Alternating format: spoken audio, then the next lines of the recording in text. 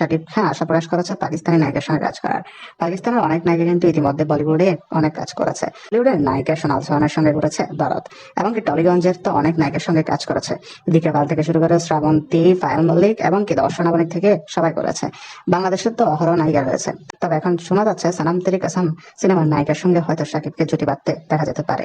এর আগে শাকিব খান নিশ্চিত করেছে দরদ এবং তুফান সিনেমাটিকে পাকিস্তানে মুক্তি দেওয়া হবে। তবে এবার নতুন করে সে দেশের নায়িকার সঙ্গে অভিনয় করার একটি গুঞ্জন উঠেছে। ইতিমধ্যে শোনা যাচ্ছে বেশ কিছু পরিচালকের স্ক্রিপ্ট পড়ছে মেগাস্টার শাকিব খান। এগুলো হচ্ছে সিনেমা কেন্দ্রিক, তবে ধামাকা কেমন আসে সেটাই দেখা যাক। হলিউড, বলিউড এবং টলিউডের নায়িকার সঙ্গে তো কাজ করা হয়ে গেছে মেগাস্টার শাকিব খানের। হলিউডের যেমন কটনি কফির সঙ্গে রাজকুমার সিনেমাটি করেছে, বলিউডের নায়িকা সোনাল সোহানের সঙ্গে করেছে দরদ, এমনকি টলিগঞ্জের তো অনেক নায়িকা আছে।